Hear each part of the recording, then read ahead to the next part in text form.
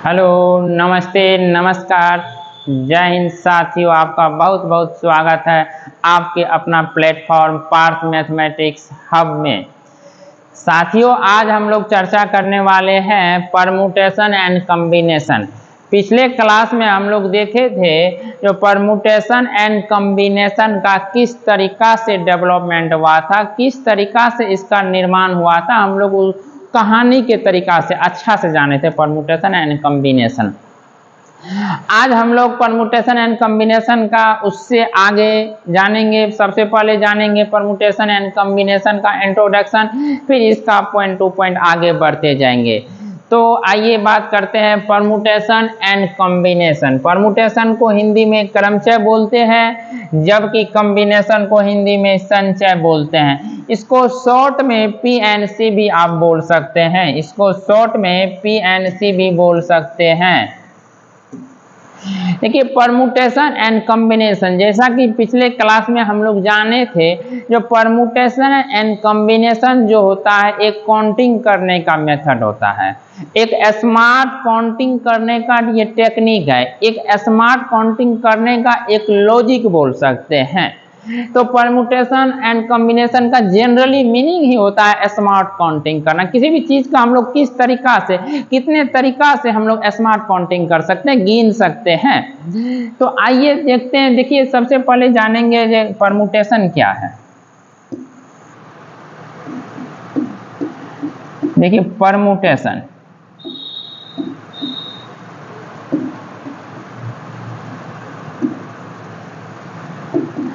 देखिए, परम्यूटेशन को हम लोग डिफाइन किस तरीका से कर सकते हैं। दुनिया की वह सभी वस्तुएं, दुनिया की वह सभी वस्तुएं जिसमें से कुछ या सभी वस्तुएं को आप एक निश्चित क्रम में सजा लीजिए, आप एक निश्चित क्रम में उसको सजा लीजिए, वही मेरा परम्यूटेशन कहलाता है। मतलब दुनिया में जितना भी वस्तु है हम लोग उसको एक क्रम में चाहे जितना भी वस्तु को सजा सकते हैं, सजा लेते हैं, वही परम्यूटेशन कहलाता है। वही क्या कहलाता है? परम्यूटेशन कहलाता है। देखिए, परम्यूटेशन एक तरीका होता है सजाने का, कितना तरीका से हम लोग कितना वस्तु को सजा सकते हैं। देखिए, इसका एग्जाम्पल से आपको समझाते हैं, इसका एग्जाम्पल से हम लोग समझाते हैं आपको। देखिए, मान लीजिए मेरा एक ए पॉइंट है, ठीक ना। एगो पॉइंट हम ले लेते हैं B ले लेते हैं, एगो पॉइंट क्या ले लेते हैं? C ले लेते हैं। एगो पॉइंट क्या लेते हैं? C लेते हैं। देखिए, एक पॉइंट यहाँ ले लेते हैं, A ले लेते हैं, फिर यहाँ क्या ले लेते हैं? B ले लेते हैं। एगो पॉइंट क्या ले लेते हैं हम लोग? C ले लेते हैं, यहाँ C ले लेते हैं, कोई दिक्कत नहीं ना। अब देखिए, A से B पर हम लोग को जाना है। A से B तक जाने का हमको दूर रास्ता, A से B तक जाने का हमको 2 गो रास्ता है। अब देखिए, B से C जाने का हमको 3 गो रास्ता है, B से C जाने का हमको 3 गो रास्ता है, 3 ठो रास्ता है। देखिए, 3 पॉइंट लिए, A पॉइंट, B पॉइंट और क्या लिए? C पॉइंट लिए। A पॉइंट, B पॉइंट और क्या लिए? A पॉइंट, B पॉइंट और C पॉइंट लिए हैं, ठीक। आइए बात करते हैं। देखिए, A से B तक जाने का मेरा 2 गो रास्ता है, फिर B से C तक जाने का मेरा 3 गो रास्ता है। तो हमको ये पता करना है, जो हम अगर A से C तक जाना है तो कितना तरीका से हम लोग जा सकते हैं। आपको बताए थे जो परम्यूटेशन का मतलब होता है तरीका, तो यही यहाँ पर भी पता करना है, जो A से C तक हम लोग कितना तरीका से जा सकते हैं। अब देखिए, जो A से B जाने का 2 रास्ता, B से C जाने का 3 रास्ता, अगर दोनों को गुना कर दीजिएगा तो मेरा कितना आता है? 6। तो ये मेरा 6 गो रास्ता हुआ, 6 तरीका होता है A से B तक जाने का हो जाएगा। लेकिन कैसे? देखिए, A से B तक गए हम लोग, पहले इधर से यहाँ गए, फिर यहाँ से यहाँ गए, एक रास्ता, फिर यहाँ से यहाँ गए, इधर से गए, 2 गो रास्ता, फिर देखिए यहाँ गए, फिर यहाँ से गए, कितना तरीका, 3 तरीका हो गया। फिर नीचे वाले में भी तो 3 तरीका आएगा, नीचे वाले से भी तो 3 तरीका से जा सकते हैं, तो ऊपर से भी 3 तरीका से, नीचे से भी 3 तरीका से ए से सी तक जा सकते हैं। तो 3 ऊपर से 3 नीचे से, तो 3 + 3 6, या अगर हम लोग धीरे धीरे परमुटेशन पढ़ेंगे तो ये दोनों को गुना करेंगे 6 आ जाएगा। यही मेरा तरीका हो जाता है परमुटेशन का। देखिए आपको अभी पता चला है, अभी जो हम ये क्वेश्चन बना रहे थे इससे ये पता चल रहा है, जो ए से सी तक जा रहे तो काउंटिंग करते हुए जाते हैं, काउंटिंग करते हैं। तो आपको तो बता ही थे, जो परमुटेशन एंड कॉम्बिनेशन का जनरली मीनिंग ही होता है स्मार्ट काउंटिंग करना। स्मार्ट काउंटिंग करना, किसी भी वस्तु को हम लोग कितने तरीका से स्मार्ट काउंटिंग करते हैं, ये स्मार्ट काउंटिंग करने का एक लॉजिक है, एक टेक्निक है। तो देखिए, तो हम लोग इसको 2 पार्ट में डिवाइड कर सकते हैं। फंडामेंटल प्रिंसिपल ऑफ काउंटिंग का चर्चा करते हैं। किसका चर्चा करते हैं? फंडामेंटल प्रिंसिपल ऑफ काउंटिंग का चर्चा करते हैं। आइए देखिए, fundamental principle of counting. Fundamental principle of counting मतलब हम लोग जो काउंटिंग कर, गणना का आधारभूत सिद्धांत, गणना के आधारभूत सिद्धांत को हम लोग 2 पार्ट में डिवाइड करते हैं। पहला पार्ट होता है, एक गुणन का सिद्धांत होता है, दूसरा होता है योग का सिद्धांत होता है। तो गणना का आधारभूत सिद्धांत पहला टाइप क्या हो गया? गुणन का सिद्धांत। गुणन का सिद्धांत, गुणन का सिद्धांत, मल्टीप्लिकेशन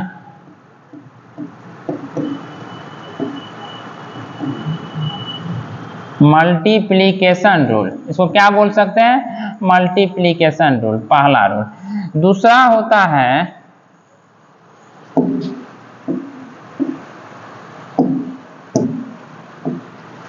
योग का सिद्धांत। दूसरा क्या है? योग का सिद्धांत। योग का सिद्धांत, इसको क्या बोल सकते हैं? Addition rule. क्या बोल सकते हैं? Addition rule. क्या बोल सकते हैं? एडिशन रूल बोलते हैं, एडिशन रूल। देखिए, हम लोग जो काउंटिंग करते हैं, फंडामेंटल प्रिंसिपल ऑफ काउंटिंग को 2 पार्ट में डिवाइड करते हैं। पहला होता है गुणन का सिद्धांत, दूसरा होता है योग का सिद्धांत, मल्टीप्लिकेशन रूल और एडिशन रूल। अब हम लोगों को पता करना है जो गुणन का सिद्धांत क्या होता है और योग का सिद्धांत क्या होता है। कब हम लोग गुणन का सिद्धांत का प्रयोग करेंगे और कब हम लोग योग के सिद्धांत का प्रयोग करेंगे। अगर आप ये दोनों में डिफरेंस समझ गए तो आप समझिए, आप 50% परम्यूटेशन एंड कॉम्बिनेशन आपको आ जाएगा। यहीं से ये एक बहुत बड़ा ही कॉन्सेप्ट है। आइए इसका चर्चा करते हैं हम लोग।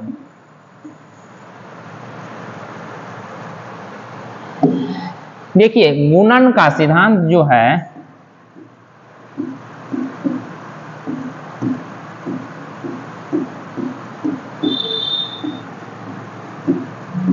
गुणन का सिद्धांत, मल्टीप्लिकेशन रूल, इसको थोड़ा अच्छा से समझिए, ध्यान इधर दीजिएगा। देखिए, गुणन का सिद्धांत क्या होता है? अगर देखिए हम लोग एक कोई वस्तु है, उसको हम लोग m तरीका से सजा सकते हैं। देखिए, मान लीजिए एक कोई वस्तु है,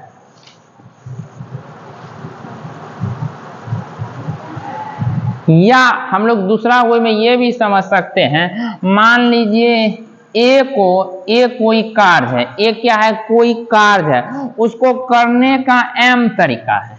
एक कोई कार्य है, उसको करने का m तरीका है। और दूसरा बी कोई कार्य है जिसको करने का n तरीका है। ध्यान दीजिए, इधर ध्यान दीजिए सब। देखिए, एक कोई काम है, उसको करने का m तरीका, दूसरा मेरा बी कोई कार्य है, उसको करने का n तरीका है। तो हमको ये पता करना है, ये जानना है जो C का कार्य करने का क्या होता है। देखिए क्या होता है, हम लोग कब गुणा का यूज करेंगे और कब योग का यूज करते हैं। अगर देखिए, अगर ए कोई काम है, उसको करने का m तरीका, बी कोई कार्य है जिसको करने का n तरीका है, तो अगर ए और बी दोनों एक साथ अगर हो चुका है काम, उसके बाद अगर सी को करना है तब अगर सी का कार्य करने का अगर तरीका निकालेंगे तो m गुना n, तब गुना करते हैं। क्या बोले, ए कोई वस्तु है जिसको कार्य करने का m तरीका से करते हैं, बी कोई वस्तु है जिसको n तरीका से काम कर सकते हैं। अगर दोनों एक साथ हो रहा है, अगर दोनों एक साथ हो रहा है तब सी को कार्य करने का तरीका जो निकालेंगे तब दोनों को गुना करते हैं, यहाँ गुना होता है। अगर योग का सिद्धांत देखिए, योग का सिद्धांत यही समझिए, योग का सिद्धांत क्या होता है, योग का सिद्धांत क्या होता है, योग का सिद्धांत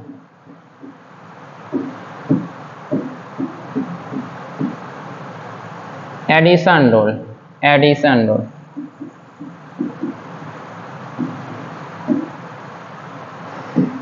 देखिए एडिशन रूल, ये योग कब करेंगे, एक कोई कार्य जिसको करने का m तरीका, बी कोई वस्तु है जिसको करने का n तरीका।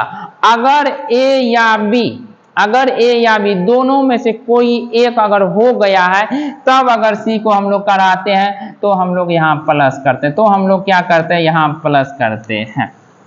देखिए दूसरा वे में समझिए, एक दूसरा इसका लॉजिक समझिए। अगर आपको गुणन और योग का सिद्धांत समझना है, अगर आपको एंड को हिंदी में क्या बोलते हैं, और तथा, ये दोनों बोलते हैं। देखिए अगर एंड और या तथा इसका फीलिंग आता है, अगर इसका फीलिंग आवे तो वहां गुना कीजिएगा। अगर या का इंग्लिश में क्या बोलते हैं, और, अगर या और का फीलिंग आता है तब आप योग कीजिएगा। क्या बोले, अगर एंड तथा और इसका फीलिंग आता है तो गुना कीजिएगा। अगर या मतलब और इसका फीलिंग आता है तो आप जोड़ दीजिएगा। ये मेन कंसेप्ट हुआ। दूसरा एग्जाम्पल से समझिए, एग्जाम्पल से समझिए। देखिए मान लीजिए, देखिए एक कमरा है, एक कमरा है, देखिए एक कमरा है, एक कमरा में 5 खिड़की है, 5 खिड़की है, 6 दरवाजे हैं, 5 खिड़कियां हैं, 6 दरवाजे। ठीक, देखिए एक कमरा है, उसमें 5 खिड़कियां हैं, 6 दरवाजे हैं। एक चोर उसमें प्रवेश करता है, एक चोर उसमें चोरी करने के पर्पस से उसमें प्रवेश करता है। अब आपको बताना है जो चोर कितने तरीका से प्रवेश कर सकता है। सिर्फ हमको प्रवेश कर सकता है, एक 5 खिड़कियां हैं, 6 दरवाजे, चोर कितने तरीका से प्रवेश कर सकता है, तो यहाँ और का फीलिंग आ रहा है, या का फीलिंग आ रहा है। तब कितने तरीका निकालेंगे, तो 5 + 6 कर देंगे, तब जोड़ेंगे, कितना हो जाएगा, कुल 11 तरीका हो जाएगा। कुल कितना तरीका हो जाएगा, 11 तरीका हो जाएगा चोर को प्रवेश करने का, सिर्फ प्रवेश करा रहे हैं। दूसरा देखिए, अगर यही क्वेश्चन है, मान लीजिए एक कमरा है, उसमें 5 खिड़कियां हैं, उसमें 5 खिड़कियां हैं, 6 दरवाजे हैं। अब एक चोर उसमें प्रवेश करता है। अब हम जिधर से चोर प्रवेश करता है उधर से फिर आता नहीं है, मतलब एक कमरा में 5 खिड़कियां, 6 दरवाजे हैं, एक चोर को प्रवेश करता है चोरी करने के पर्पस से, और ये कंडीशन है जिधर से वह जाता है उधर से आएगा नहीं। तो देखिए टोटल प्रवेश, चोर जो प्रवेश करेगा तो 5 + 6 कितना तरीका से प्रवेश करेगा, 11 तरीका से। लेकिन कंडीशन है जिधर से जाएगा उधर से आएगा नहीं, तो कुल तरीका जो निकालेंगे हम लोग, कुल अभीष्ट तरीका जो निकालेंगे, कुल अभीष्ट तरीका जो निकालेंगे, तो देखिए प्रवेश तो 11 तरीका से कर सकता है, लेकिन एक तरीका से वापस आ नहीं सकता है, तो 11 × 10 कर सकते हैं, कितना हो गया टोटल 110। यहाँ एंड का फीलिंग आ रहा है, यहाँ तथा का फीलिंग आ रहा है, यहाँ तथा का फीलिंग आ रहा है, यहाँ तथा का फीलिंग आ रहा है। तो ये 10 इसीलिए हुआ जो मतलब 11 तरीका से प्रवेश कराते हैं, लेकिन जिधर से जाता उधर से आएगा नहीं, तो ऐसा कंडीशन 10 बनेगा और जाने का कंडीशन 11 बनेगा, आने का 10 बनेगा। तो कुल तरीका, कुल अभीष्ट तरीका निकालना है, दोनों को मल्टीप्लाई कर देते हैं, 110 हो गया आंसर। कोई दिक्कत? तो आप सिर्फ इतना कंसेप्ट याद कर लीजिएगा, अगर गुणन का सिद्धांत आता है तो वहां आपको एंड का फीलिंग जानना पड़ेगा। अगर योग का सिद्धांत आता है तो आपको वहां क्या और का फीलिंग जानना पड़ेगा, या का फीलिंग जानना पड़ेगा। जहां एंड का फीलिंग आता है वहां गुना कीजिएगा, जहां और का फीलिंग आता है वहां जोड़िएगा। तीसरा एग्जाम्पल देखिए, एक राजा के पास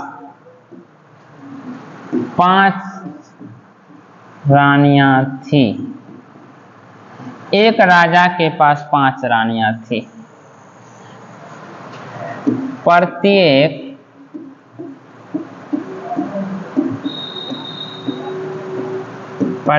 रानियां को 5 बच्चे थे, 5 बच्चे थे। प्रत्येक बच्चे को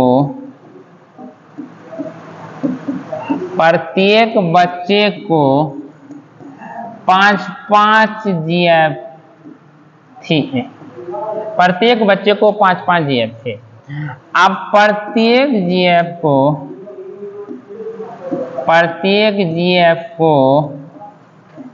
5 बकरियां थी, 5 बकरियां थी। तो हमको ये जानना है जो कुल कितना बकरी की संख्या हो सकता है, कुल कितना बकरी हो सकता है। देखिए क्वेश्चन समझिए, एक राजा के पास 5 रानियां थी, प्रत्येक रानियां को 5 बच्चे थे, प्रत्येक बच्चे को 5 जीएफ थे और प्रत्येक जीएफ को 5 बकरियां थी। तो टोटल बकरी की संख्या, कुल बकरी की संख्या जो निकालेंगे, कुल बकरियों की संख्या अगर निकालना है तो कितना हो जाएगा 5 गुना 5 गुना 5 गुना 5, कितना हो गया 5 का पावर 4। इसको लिख सकते हैं ना, इसको क्या लिख सकते हैं 5 का पावर 4। तो कुल कितना, ये परमुटेशन से क्वेश्चन इजीली बन जाता है, ये परमुटेशन से क्वेश्चन इजीली बन जाता है। नहीं तो आपको गिनना पड़ेगा, फिर इसको 5 पार्ट में डिवाइड करना पड़ेगा, फिर उसको 5, फिर उसको 5, फिर उसको 5 पार्ट में डिवाइड कीजिएगा, तब जाके मेरा आंसर आएगा। अगर आपको स्मार्ट काउंटिंग आता है, काउंटिंग करने का लॉजिक आता है, काउंटिंग करने का टेक्निक आता है, तो एक बार में बहुत कम टाइम में क्वेश्चन बन जाता है। तो परमुटेशन एंड कॉम्बिनेशन का आज हम लोग परमुटेशन जाने, परमुटेशन का इंट्रोडक्शन जाने, फंडामेंटल प्रिंसिपल ऑफ काउंटिंग जाने, एक गुणन का सिद्धांत, एक योग का सिद्धांत जाने। कल हम लोग यहाँ से आगे इस चैप्टर का क्वेश्चन देखेंगे, एक एक करके क्वेश्चन देखेंगे। तो आज के लिए आज इतना काफ़ी है।